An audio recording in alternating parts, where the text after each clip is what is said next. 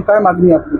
आमचं निवेदन असं होतं की आम्ही जालना जिल्ह्यामध्ये 18-20 गोशाळा ज्या आहेत त्या गोशाळांना गव्हर्नमेंट मार्फत 50 रुपये जनावरांप्रमाणे अनुदान मिळते, परंतु एवढं तुटपुंजे अनुदान आहे ते की त्यामध्ये फक्त ते गाईला मिळते।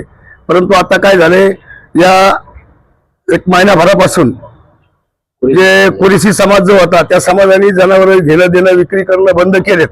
त्यामुळे काय व्हायलंय की आता गाय असू, म्हैस असू, बैल असू, या सर्व जनावर गोशाळेमध्ये लोक जनता आणून घालायली, तर तेवढं काही आमच्या गोशाळेवाल्याला पेलणारा विषय नाहीये। तर आमच्याकडे जो स्टॉक असतो चाऱ्याचा किंवा भुसाचा काय जे असेल जनावरांना खाद्य ते असते जास्तीत जास्त महिना, 2 महिने, 4 महिने, 6 महिने पुरण्यापुरतं। परंतु असे जर लोक जनावर आणून घालू लागले तर आमच्याच्याने त्यांना पोचणं शक्य नाही। म्हणून शासनाने या गोष्टीकडे लवकरात लवकर लक्ष द्यावं आणि आता या सर्व जनावरांना, गाय असू, म्हैस असू, बैल असू, बोरे असू, या सर्वांनाच जसं गाईला 50 रुपये रोजाचं अनुदान देतो तसं प्रत्येक जनावराला 50 रुपये रोजानं अनुदान जर दिलं तरच आम्ही या गोशाळा चालू शकतो।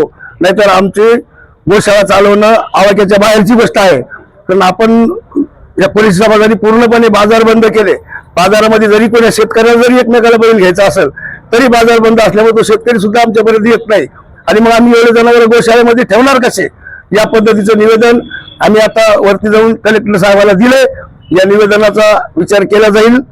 पांढरपूर गोशाळा म्हणून जो AW फेडरेशन यांनाही आम्ही आता निवेदन देणार आहे, तसंच ते कृषी विभागाला पण हे निवेदन देणार आहे, पशुसंवर्धन विभागाला सुद्धा हे निवेदन देणार आहे। तर आमची एवढीच विनंती आहे की गाई तर वाचल्याच पाहिजे, जनावर तर वाचलेच पाहिजे, कारण वाचण्यासाठीच आम्ही गोशाळा उघडल्या। परंतु या गोशाळाला जर कुठलंही अनुदान मिळालं नाही तर गोशाळा सांभाळणं शक्य होणार नाही आणि जनावरांची कत्तल झाल्याशिवाय राहणार नाही।